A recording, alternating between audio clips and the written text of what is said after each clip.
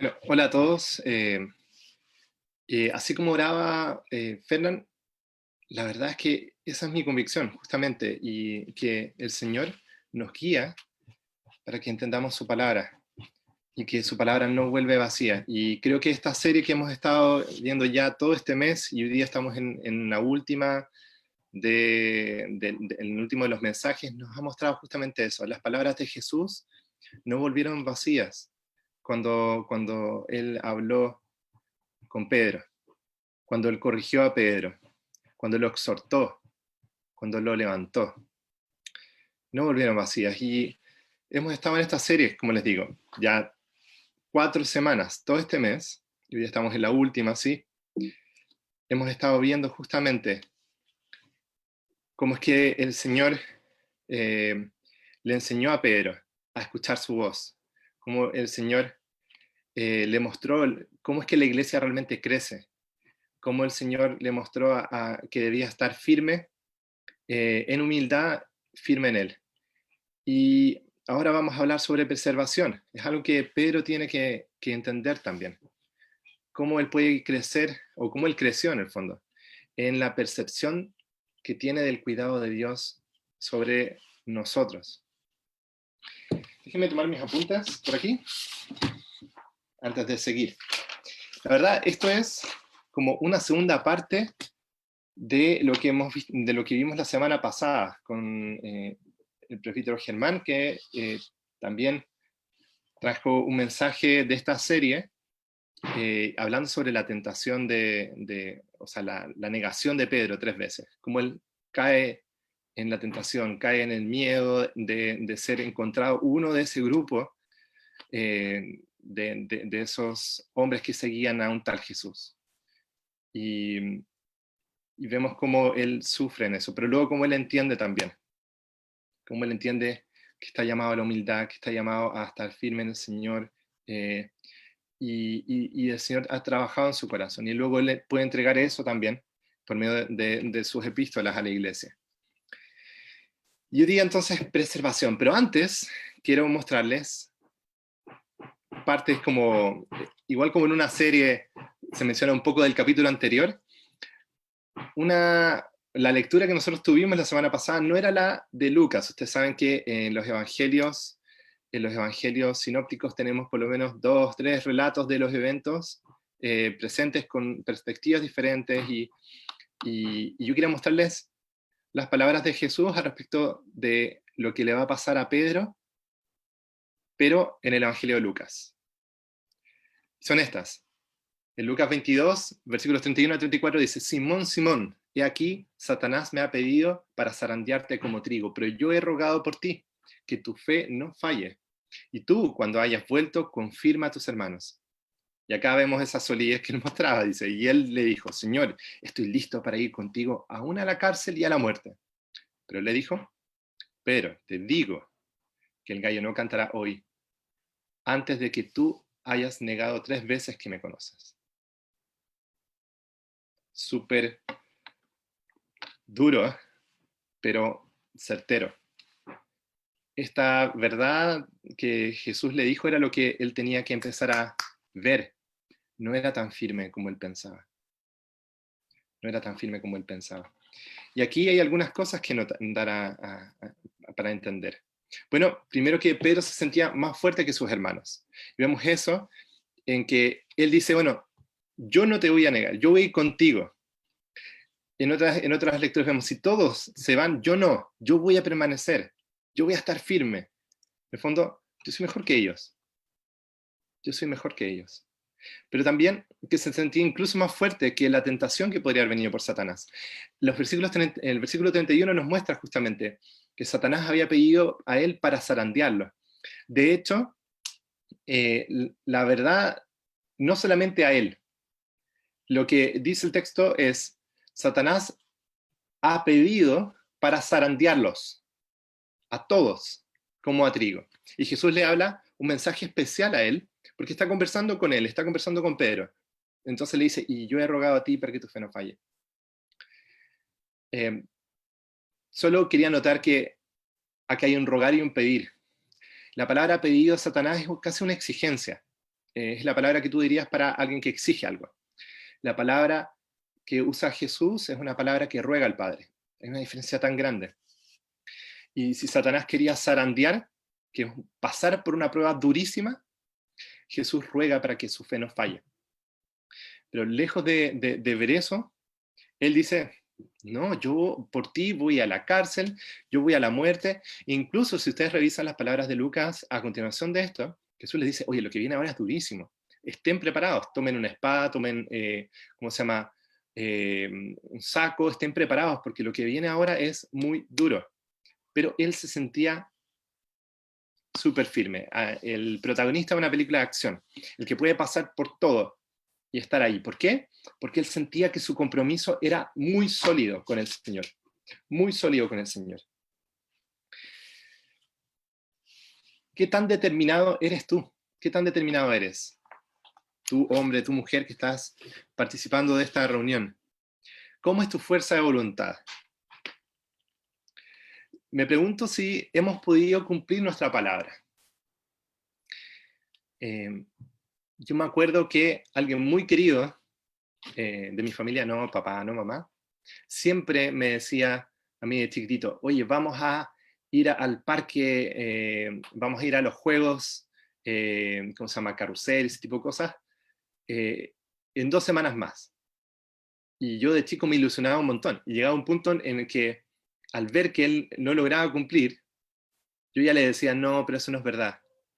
Y esta persona se enojaba conmigo, me decía, pero si yo te estoy diciendo que va a hacer, y ya no le creía, porque había sido tantas veces que me había dicho que sí, que íbamos a ir, que al final yo como niño había perdido esperanza en que eso pasara. Y estoy hablando que yo tenía 5 años, 4 o 5 años. Y a la larga me di cuenta que en el fondo no es que él no quisiera no cumplir, sino que en ese momento en que prometía tenía un deseo tan grande de pasarla bien conmigo, de que disfrutáramos juntos, que lo decía, pero no medía sus palabras. Entonces, de repente nosotros podemos pasar por lo mismo, no medir nuestras palabras. ¿Qué tan firme eres para cumplir en tus propósitos? La verdad, Pedro se sentía sumamente firme para hacerlo. Aprendió, sí, como vimos la semana pasada, a través de este proceso de su pecado, de su negación de Cristo, que él debía ser más humilde, es verdad. Y tenía que darse cuenta que, como dijo Tozer, un pastor norteamericano, el cristianismo cae o se levanta solo por Cristo, solo por Cristo. Y tal vez él iba a ser consciente en lo que pasó horas después, de que el cristianismo se cae si no está Cristo en el centro. Pero él también aprendió y se dio cuenta que el cristianismo también se levanta, porque Cristo está en el centro. Y eso pasa en tu vida y en mi vida. ¿Qué pasa si creemos que somos nosotros quienes sostenemos nuestra vida? Quienes sostenemos nuestras familias, quienes somos baluartes de nuestra fe, quienes sostienen un ideal entre un grupo de personas. Pero tenía que entender, como les decía al principio, que hay una preservación en el cristiano que es hecha por Dios. Y es porque él no escuchó todas las palabras. Él no entendía que era sostenido por Dios, pero él también no escuchó a Jesús decirle que él caería, pero que sería restaurado. Él le dijo en el versículo 32, yo he rogado por ti que tu fe no falle. Pero podríamos pensar que entonces la oración de Jesús no sirvió porque él pecó. Y es porque Jesús estaba pensando en lo que vendría después. La fe del cristiano no implica falta de error. Eso es algo que tenemos que guardar en nuestro corazón para que busquemos a Cristo una vez que caigamos en pecado. Y tú, cuando hayas vuelto, le dice, confirma a tus hermanos. Porque otra cosa que él no escuchó de Jesús es que él tenía una misión. Bueno, eso fue, digamos, lo que pasó en lo que conversamos la semana pasada, pero vamos al pasaje del Evangelio de esta semana, que es Juan 21, versículos 1 al 19. Y esto es algo que voy a contar simplemente para que, y hablar algunos detalles, pero nos vamos a centrar más en lo que viene después, en la epístola. Voy a hacer la lectura. Disculpen un poquito que ha acabado de entrar mi hijo Sebastián a la pieza. Denme un segundo. Fue casi como ese video donde entra el niñito mientras está el periodista hablando. Con mucha fuerza empujó la puerta y entró. Bueno, el pasaje de Juan 21 dice lo siguiente. Después de esto, Jesús se manifestó otra vez a sus discípulos en el mar de Tiberías.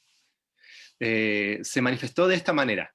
Estaban juntos Simón, Pedro, ¿viste? Siempre él mencionaba primero, Tomás, llamado Dídimo, Natanael, que era de Cana de Galilea, los hijos de Zebedeo y otros dos de sus discípulos. Simón Pedro les dijo, voy a pescar. Y le dijeron, vamos nosotros también contigo. Salieron y entraron en la barca, pero aquella noche no consiguieron nada. Al amanecer, Jesús se presentó en la playa, aunque los discípulos no se daban cuenta de que era Jesús, es como que estaban velados en ese momento. Entonces Jesús les dijo, hijitos, ¿no tienen nada de comer? Le contestaron, no.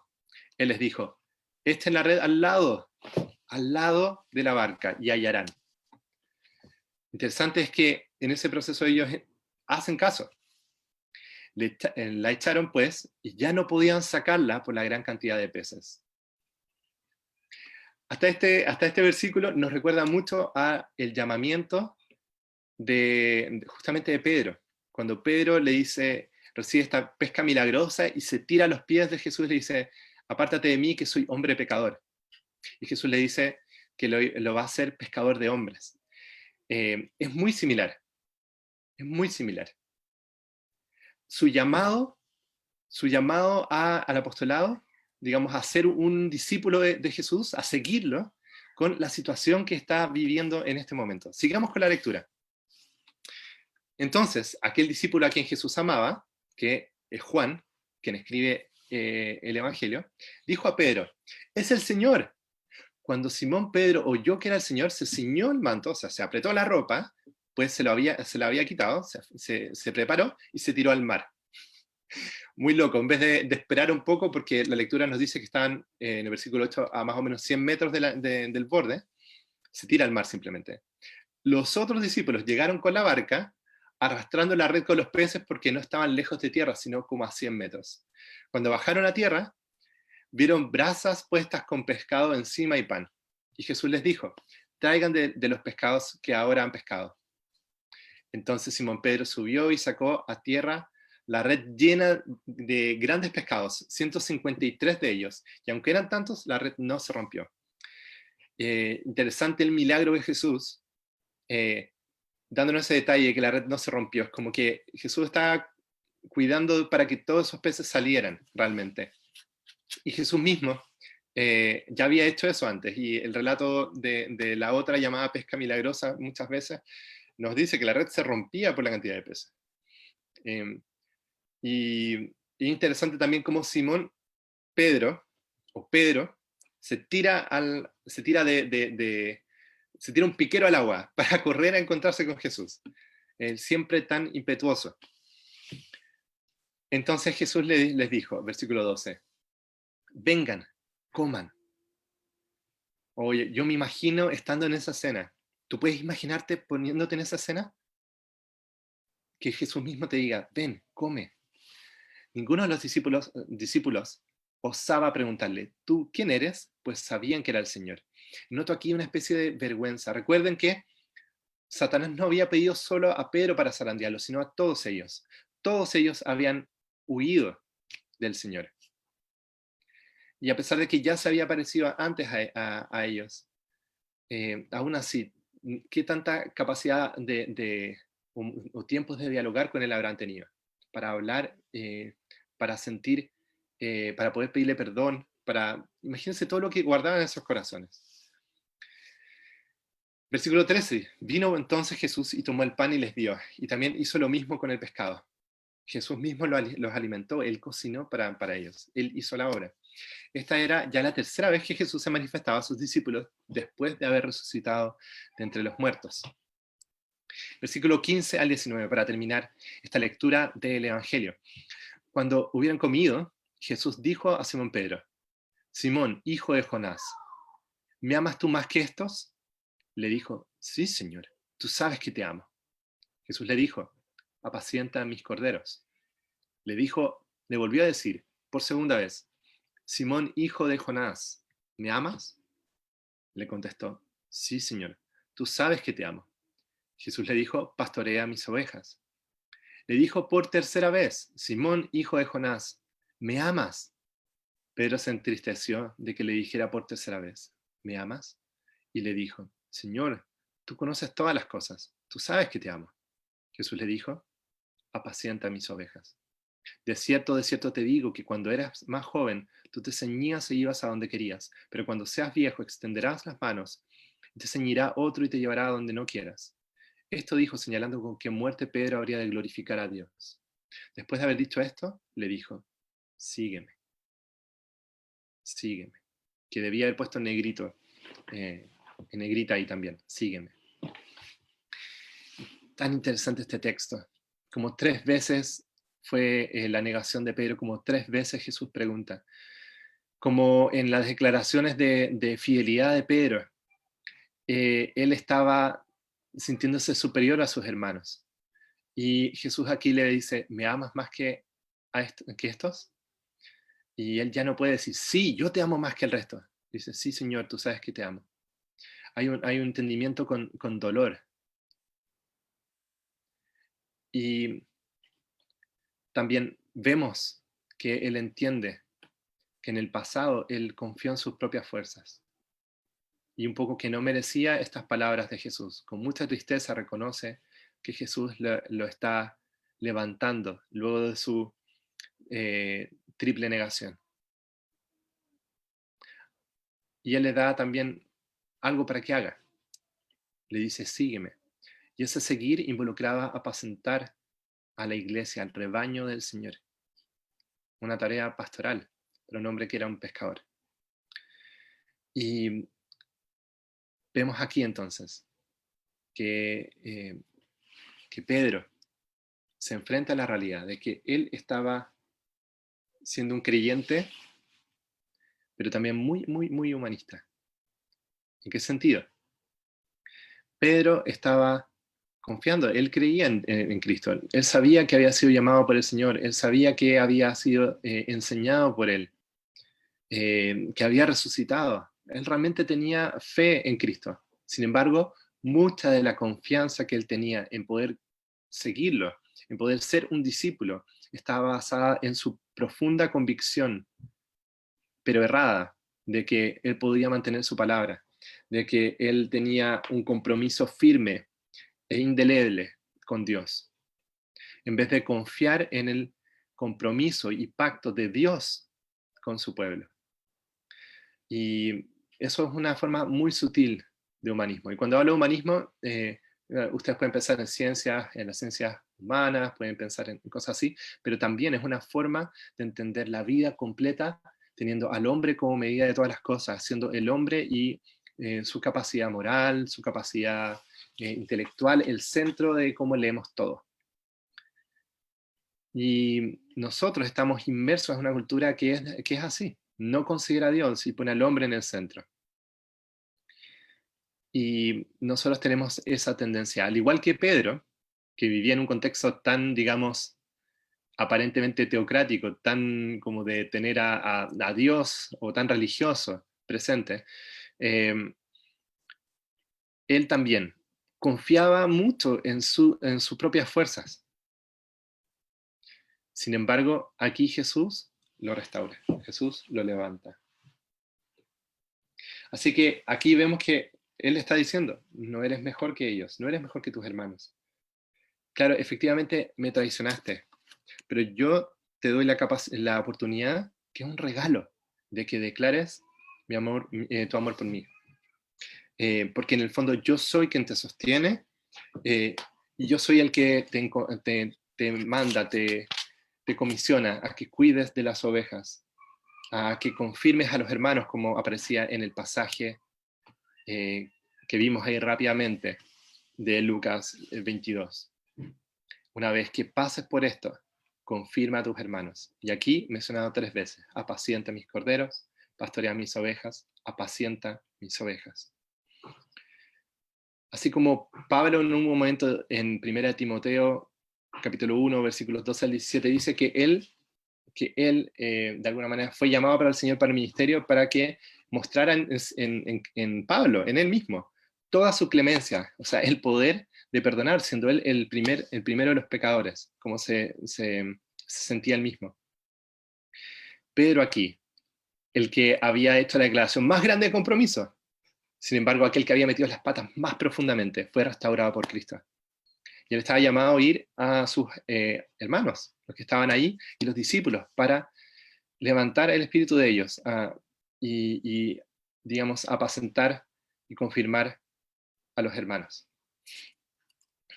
Así que, es verdad, toda esa lista de cosas que estaban ahí son las que Pedro no vio. Sin embargo, lo importante es ver cómo Jesús fue quien lo restauró y cómo Jesús lo comisionó. Cómo Jesús es quien lo preserva. Porque es Dios quien preserva nuestra vida. Nosotros como cristianos creemos que es la obra del Señor la que sustenta toda nuestra vida, todo. Incluso para que nosotros creamos, no solamente debemos recibir el mensaje, sino que la acción del Espíritu Santo actuando en nosotros, tocando nuestro corazón, cambiándolo, para que podamos decir sí a Cristo.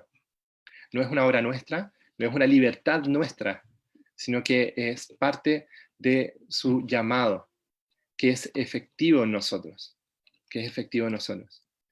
Y es parte de lo que vamos a ver justamente en la epístola. Vamos a estar viendo sobre la preservación. Hay una doctrina que se llama la perseverancia de los santos, que es parte o está puesta en los 5 puntos del calvinismo o parte de los cánones de Dort, que justamente nos hablan de que el cristiano, por el poder de Dios, avanza hasta llegar a ese momento del día de Jesucristo. Y uno puede pensar en Filipenses 1:6, que comenzó la buena obra, la terminará hasta el día de Jesucristo. ¿Cómo es que el cristiano verdadero se mantiene firme? Pero eso es un lado de la moneda, porque el otro lado de la perseverancia es la preservación. Como el Señor es quien nos preserva. Y el texto que vamos a ver ahora es justamente uno donde, en medio de un contexto de persecución de la iglesia, una iglesia que sufría muchísimo, la iglesia en Asia, en la provincia de Asia del Imperio Romano, perseguía. Ellos entendieron que tenían que poner sus ojos en la preservación del Señor para poder estar firmes. Entonces Pedro, en el pasaje que vamos a estar viendo hoy, ¿qué hace? Hace una exhortación a vivir de manera piadosa, pero también anima en esta carta para todos aquellos, los anima a todos aquellos que se sienten probados más allá de sus fuerzas, a ver cómo es que Dios los sostiene, cómo es que Dios los hace llegar a la meta, al fin, como vimos en la liturgia hoy, al fin de vuestra fe, que es la salvación, a ese momento glorioso en que vamos a estar cara a cara con nuestro Señor Jesucristo. Pero eso es por la acción de Dios. El pasaje es 1 de Pedro 3 al 12, capítulo 1, versículos 3 al 12. Pero en 1 de Pedro, versículo 2, tenemos estas palabras. Elegidos según la presencia de Dios Padre en santificación del Espíritu, para obedecer y ser rociados con la sangre de Jesucristo. Gracia y paz sean multiplicadas. El texto que vamos a ver ahora, en el que vamos a hacer lectura, tiene una estructura súper trinitaria. Tenemos una estructura muy presente de la Trinidad en medio de la preservación de su pueblo. La acción de Dios de principio a fin, tanto pasado, presente y futuro, de Dios para cuidar de su pueblo. Y es muy bonito que el versículo anterior nos menciona justamente al Padre, al Espíritu Santo, y nos menciona a la obra de Cristo, al hablar de la sangre que fue rociada. Y aquí hace como un zoom y muestra la obra de preservación de una manera mucho más amplia. Y es lo que vamos a ver entonces en este texto. Bendito sea el Dios y Padre de nuestro Señor Jesucristo, que según su gran misericordia nos ha hecho nacer de nuevo para una esperanza viva, por medio de la resurrección de Jesucristo entre los muertos, para una herencia incorruptible, incontaminable, inmarcescible, reservada en los cielos para ustedes, que son guardados por el poder de Dios mediante la fe, para la salvación preparada para ser revelada en el tiempo final. En esto se alegran, a pesar de que por ahora es necesario estén afligidos momentáneamente por diversas pruebas, para que la prueba de su fe, más preciosa que el oro que perece, aunque sea probada por fuego, sea hallada digna de alabanza, gloria y honra en la revelación de Jesucristo. A Él lo aman sin haberlo visto. En Él creen, y aunque no lo ven ahora, creyendo en Él, se alegran con un gozo inefable y glorioso, obteniendo así el fin de su fe, la salvación de su vida. Acerca de esta salvación, han inquirido e investigado diligentemente los profetas que profetizaron de la gracia que fue destinada para ustedes. Ellos escudriñaban para ver qué persona y qué tiempo indicaba el Espíritu de Cristo, que estaba en ellos, quien predijo las aflicciones que habían de venir a Cristo y las glorias después de ellas. A ellos les fue revelado que, no para sí mismos, sino para ustedes, administraban las cosas que ahora les han sido anunciadas por los que les han predicado el Evangelio por el Espíritu Santo enviado del cielo, cosas que hasta los ángeles anhelan contemplar. Este texto tan bonito está separado en tres partes, que son las tres diapositivas que mostré, y nos muestra justamente la salvación completa. La palabra salvación aparece tres veces en estos textos, en estas tres divisiones. Van a encontrarla en las tres, ¿cómo se llama? Diapositivas. En el versículo 5, en el versículo 9 y en el versículo 10. Es bien curioso que nos hablan sobre una salvación futura, una salvación presente y una salvación pasada. O cómo Dios, en estos tres periodos de tiempo, estuvo haciendo lo necesario para nuestra salvación y preservación.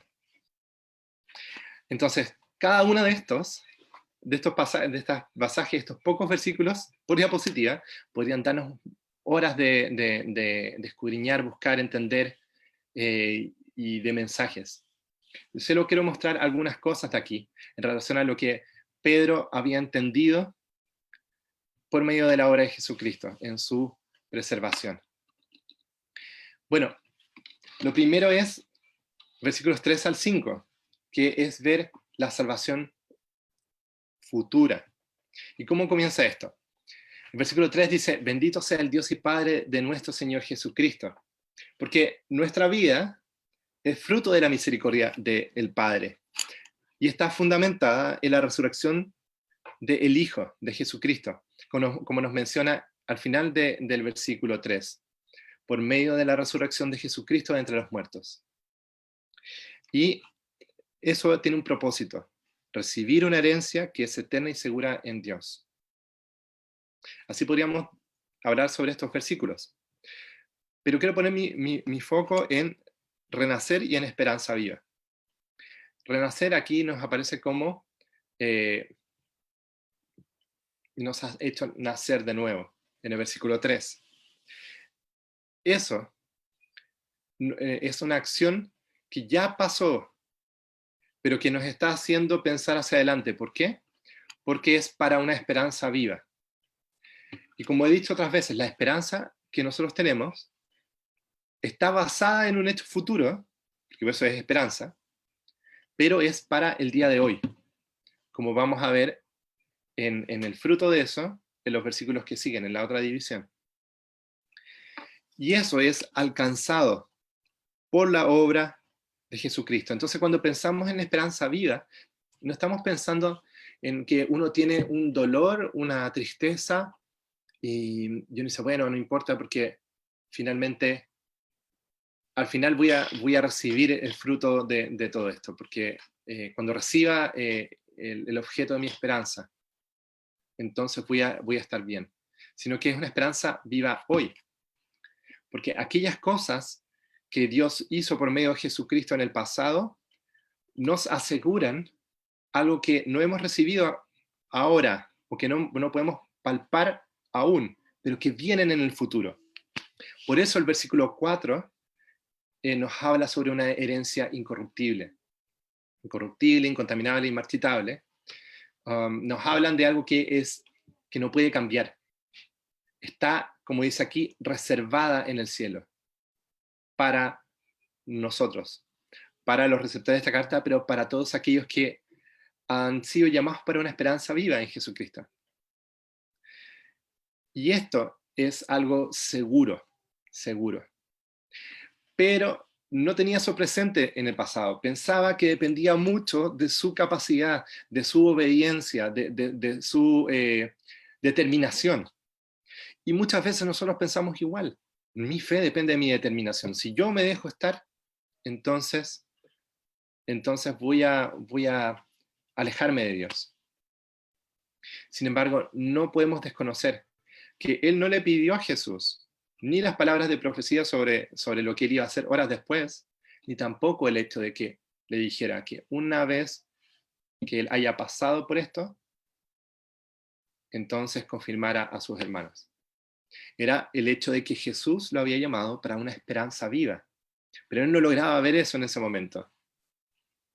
Así que el versículo 5 debe haber sido algo que Él realmente tenía súper presente por su vida, por sus metidas de pata constantes que hemos visto en toda esta serie, que son guardados por el poder de Dios mediante la fe para salvación preparada para ser revelada en el tiempo final. ¿Ven? El versículo 5 nos muestra que Dios está pensando en nuestra salvación final.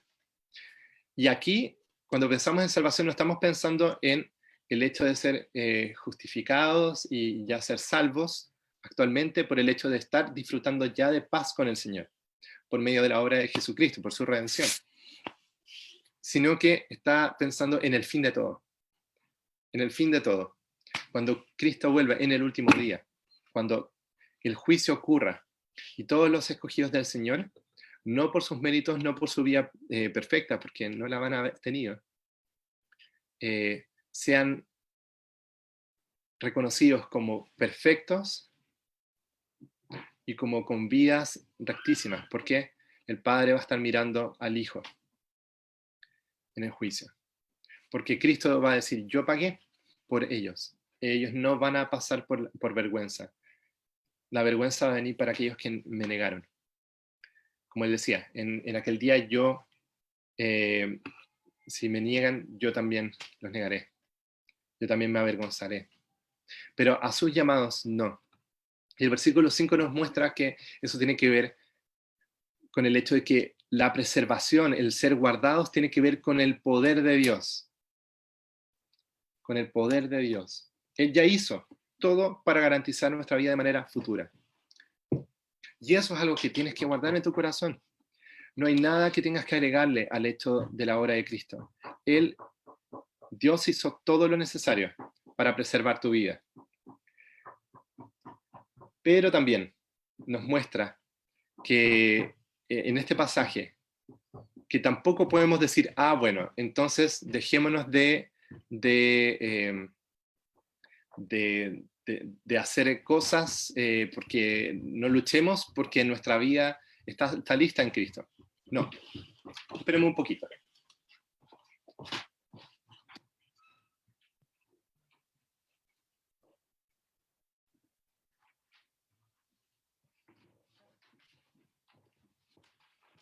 Problemas en vivo. Tenía a mi hijo golpeando la puerta para mostrarme un dibujo y me estaba costando concentrarme. Así que después le voy a pedir que me explique qué fue lo que me dibujó.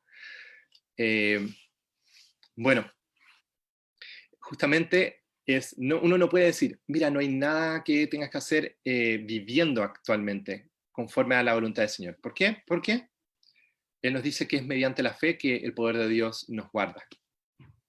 Entonces, el hecho es que el Señor no va a permitir que aquellos que son hijos de ella pierdan su fe. Los va a mantener, los va a preservar por medio de su poder, por medio de su poder. Y esa fe, como vemos en las Escrituras, siempre se condice con una vía recta.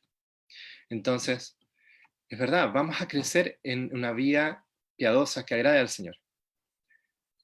Pero vamos a ser sostenidos por el poder de Dios para vivir de esa manera. Ahora, como Pedro bien sabía, por la oración de Jesús, una vida recta, una vida en Cristo no involucra una perfección, una rectitud todo el tiempo. ¿Por qué? Porque Jesús le dijo, yo voy a orar para que tu fe no decaiga, o tú no decaigas en tu fe, no te pierdas. Y eso involucraba su pecado. Así que Pedro estaba consciente de que los hermanos podían caer, podían pecar. Sin embargo, eso no es razón para la cual ellos desconocieran el poder de Dios en su vida. Porque el llamado nuestro no es simplemente a ser santos y ya. La santidad involucra considerar que Dios está de por medio. No es una perfección en nosotros mismos, sino en su misericordia. El justo vive por la convicción de aquello que Cristo hizo en su vida, por la fe. Así que nosotros podemos vivir rectamente, buscando agradar al Señor, esforzándonos en la gracia, como vamos a ver más adelante, pero también considerando que un acto de fe muy grande es regresar al Señor en arrepentimiento. Eso al Señor le agrada. Eso es parte es fruto del Señor trabajando en nuestras vidas. Así que necesitamos considerar que es mediante la fe que el Señor nos preserva, por lo tanto, tenemos que esforzarnos, como yo les decía, es una moneda de dos caras. Por un lado está la preservación del Señor, pero por otro lado también está nuestra perseverancia. Y ambas cosas nunca van a estar independientes. El Señor las sostiene. Pero por otra parte también tenemos que recordar que si Pedro cayó, nosotros también podemos. Y debemos estar entonces firmes, considerando nuestra debilidad. Y esa es una cosa tan rica de la fe cristiana. El cristiano está firme considerando su debilidad. No está firme en su propia fortaleza. El cristiano está firme considerando que él es débil. Que él es débil. Finalmente, también recordar que todo lo hizo Cristo. Y ya está asegurado para nosotros. Pero vemos también que hay un propósito para presente de esta perspectiva futura. Si es verdad que Dios ya hizo todo para que en el futuro Él, ¿cómo se llama? Para que alcancemos su gracia, Él nos va a ayudar ahora a mantenernos. Y eso es lo que vemos en estos versículos. En esto se alegran. ¿En qué? Dice el versículo 5. En la salvación preparada para ser revelada en el tiempo final.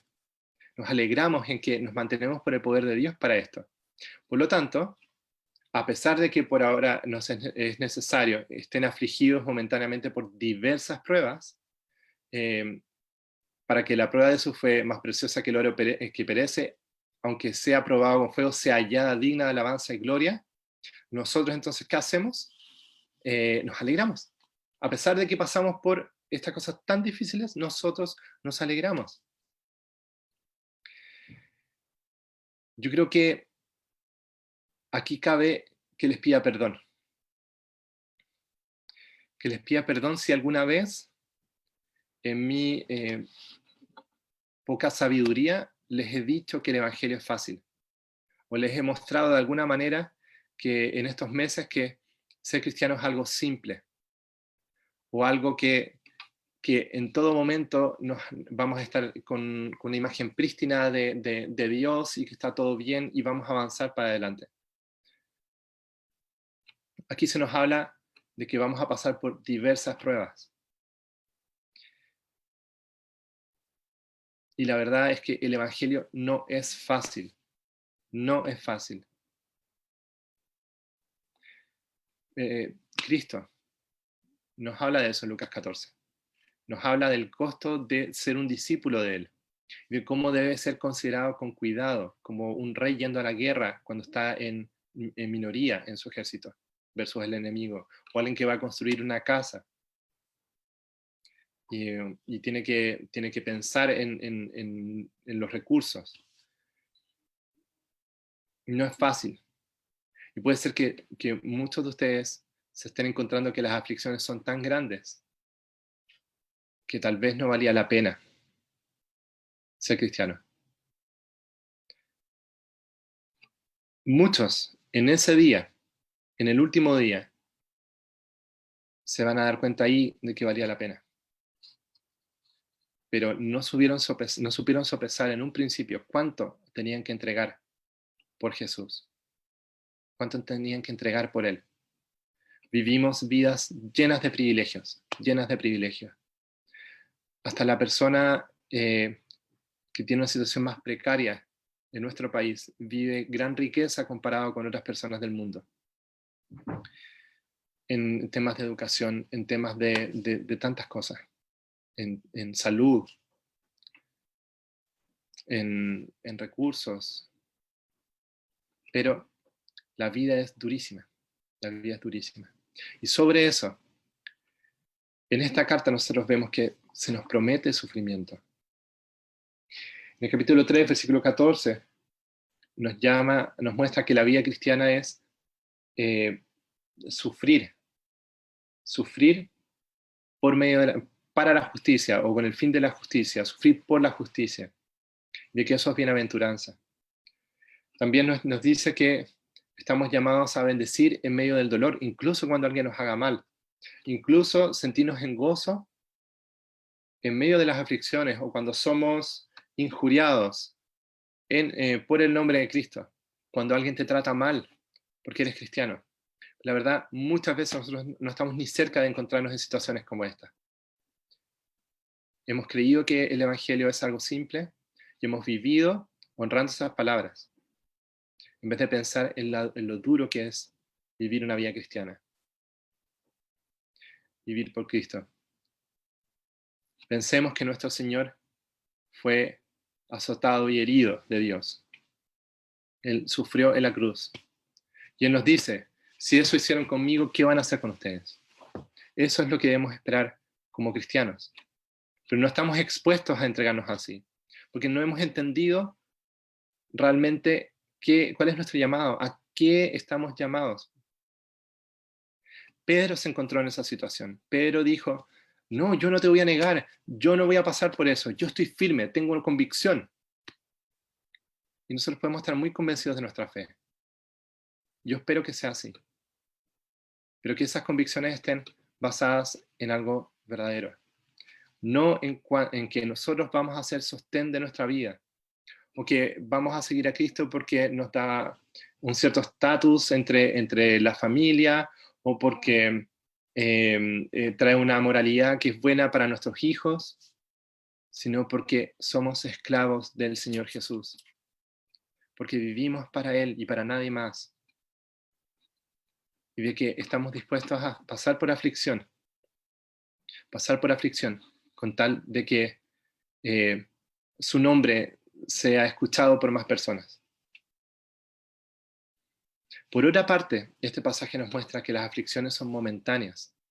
Te puedes decir, pero Matías, ¿de qué me estás hablando? Sí, mi vida ha sido una vida de dolor. Es por eso que es importante que viéramos el poder de Dios de manera futura, actuando, pero con un propósito presente, en una perspectiva de lo que viene para el futuro, para nosotros. Es tan fácil como decirle a un niño, ponte una vacuna, eso te hace bien. No quiero. ¿Por qué? Porque el niño no quiere sufrir la vacuna, pero tú sabes que lo que viene para él es bueno y que eso es momentáneo. Eso es momentáneo. Es solo por un tiempo, breve. Puede doler, puede traer miedo, puede haber desconfianza ahí. Sin embargo, es breve. Y tú puedes ver eso con perspectiva, pero el niño no puede. La vida cristiana, mirada con la perspectiva eterna, es solo un pestañeo. Es solo blinkear, plim, plim, un poquito. No es para siempre. Es un dolor momentáneo. Pero esa oportunidad de vivir esa situación y ser enseñado por el Señor a crecer en la gracia, a mantenerse firmes en la gracia. O sea, ¿qué significa? No sostenido en cuánta fe yo tengo, en cuánta convicción yo tengo de quién es Dios, sino en que es Dios quien te sostiene. Es Dios quien te sostiene. Eso cambia todo. Eso es en parte es tu fe siendo probada y siendo fortalecida para ser hallada digna de alabanza, gloria y honra en la revelación de Jesucristo. Amigos, nosotros no estamos llamados a tener hoy la fe perfecta, la, la moral más perfecta y el mejor testimonio. Nosotros estamos llamados a luchar, a esforzarnos, de rodillas frente a la cruz, para pedirle al Señor que nos sostenga, para declarar vez tras vez cada vez que nos caemos, decir, ¿cuánto te necesito, Señor? ¿Cuánto te necesito? Gracias por ser tú mi mediador, gracias por tu obra perfecta, porque yo sin ti no puedo, porque es obvio que yo sin ti no puedo. Y las circunstancias de la vida y mi pecado recurrente me lo gritan. Necesito de ti, cámbiame, transfórmame, sigue trabajando en mí. Y en medio de toda esa situación, poder amar a Dios sin haberlo visto, poder amar a Cristo sin haberlo visto, creer en Él, confiar en Él. Eso es parte del camino del Señor, que el Señor tiene para su iglesia. Pero no solamente nos muestra eso, este pasaje, también nos muestra cómo desde el pasado Dios, por medio de su Espíritu Santo, estaba preparando todo para que nosotros tuviéramos herramientas, para que nosotros tuviéramos un mensaje que iba a ser anunciado para nosotros. ¿Para qué? Para nuestra salvación, como dice el versículo 10. Acerca de esta salvación han inquirido, investigado diligentemente los profetas que profetizaron de la gracia que fue destinada para ustedes. Zacarías, como hemos estado viendo, Ageo, Ezequiel y tantos otros. Ellos escudriñaban para ver qué persona y qué tiempo indicaba el Espíritu de Cristo que estaba en ellos, quien predijo las aflicciones que habían de venir a Cristo y las glorias después de ellas. Y eso es lo que nosotros tenemos. Lo tenemos en Zacarías, lo tenemos en Isaías, lo tenemos presente en las Escrituras para nosotros como testimonio. Cristo habría de sufrir. Y muchas veces nosotros, en vez de poner nuestra confianza en eso, hacemos como Pedro. No, señores. Ese tipo de cosas no son para un cristiano, no es para la cristiandad, no es para aquel que tiene fe. El que está en fe va en victoria. Ta. Igual que Pedro dijo, tú no vas a sufrir por eso. Pero esa actitud es la actitud de Satanás. La que no quiere buscar la voluntad del Señor. La que no quiere someterse al Padre.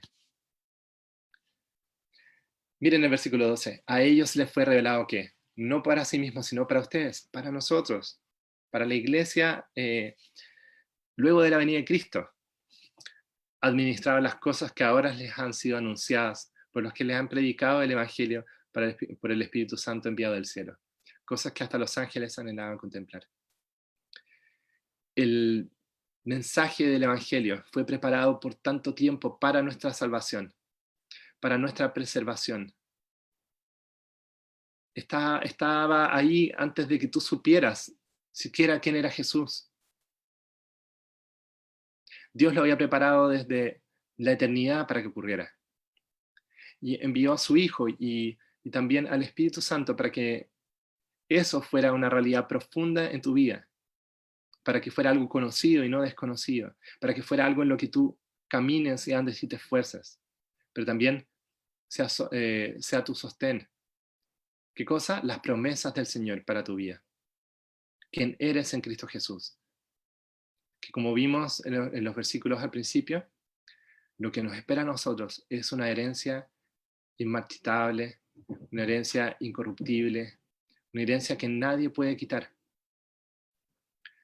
Así que el llamado nuestro es a esforzarnos en la gracia, mantenernos firmes en la gracia, recordando que de principio a fin es Dios quien hace todo, Padre, Hijo, Espíritu Santo, la Trinidad presente en estos versos, mostrándonos, Pedro mostrándonos cómo es que Dios lo sostiene, así como Él fue sostenido en medio de su tiempo más oscuro. Pero volvió a pecar. Nosotros tenemos en Gálatas el relato, Él volvió a pecar.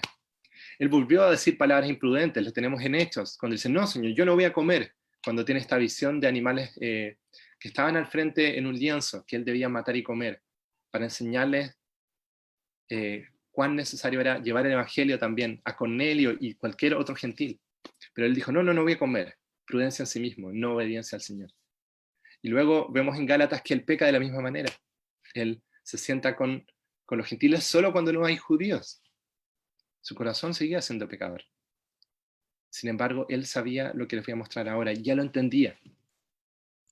Así que ustedes, oh amados, sabiendo esto de antemano, guárdense, no sea que siendo desviados por el engaño de los malvados, caigan de su firmeza. Más bien, o sea, ¿qué es lo contrario a caer de la firmeza? Crezcan en la gracia y en el conocimiento de nuestro Señor y Salvador Jesucristo. Porque ¿saben qué? Eso es lo que Pedro había vivido. Pedro vivió eso. Pedro podía contemplar a Simón pecando y la roca que Dios estaba construyendo en él, un hombre viviendo para Cristo. No algo que debía ocurrir hoy, sino que poniendo sus ojos en aquel que sostiene su fe, aquel que lo preserva, para que él ahora pueda caminar, para que él pueda esforzarse, crecer en la gracia y en el conocimiento de nuestro Señor. Por eso él termina su segunda carta y nosotros estamos terminando este tiempo de estas 4 semanas de crecer con Pedro, con estas palabras. A él sea la gloria, ahora y hasta el día de la eternidad. Glorioso día. Amén. Los invito a orar. Gracias, Señor, por ser tú quien nos preserva. Gracias, Señor, por este tiempo de crecer con Pedro y estar viendo junto con él nuestros errores, nuestras falencias, nuestras falsas fortalezas, Señor, y ver quién es la verdadera roca, quién es el verdadero sostén de tu iglesia, quién es el verdadero eh, Salvador nuestro. Y como hemos visto hoy, Señor, ver que tú, oh precioso Dios, sostienes toda nuestra vida. Gracias, Señor. Gracias, Señor, porque nosotros entendemos ahora que no solamente uno puede caer sin tener a Cristo en el centro, uno se levanta porque Cristo está en el centro. Gracias, Señor, por Jesucristo, nuestro Señor. Gracias porque en Él has hecho ahora para que ahora podamos vivir, para que estemos llamados a una esperanza viva, para haber sido regenerados, para tener un camino para andar acá, ahora, confiando en ti, con la esperanza de lo que viene en el futuro.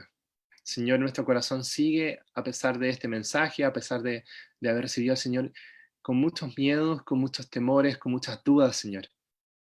Eso no lo podemos negar. Tal vez queremos ocultarlo, pero no queremos negarlo a ti, Señor. Y pedimos, nos ayudes a seguir creciendo en la gracia y en el conocimiento de nuestro Señor Jesús. Que eso nos levante, que eso nos recuerde que tú nos sostienes. Ayúdanos, Señor, no solo ahora que estamos estudiando, que estudiamos las epístolas de Pedro, sino también el día de mañana cuando tengamos que ir al trabajo, vivir nuestra vida ahí en medio de todas las pruebas que tenemos, Señor. Que seas tú nuestro sostenedor, que seas tú el que salga glorificado, Señor, con nuestra vida, pero también, Señor, en nuestro arrepentimiento. Gloria sea a ti, Señor, porque tú nos vas a llevar por ese camino tan glorioso, para que en el día eterno estemos junto contigo. Amén.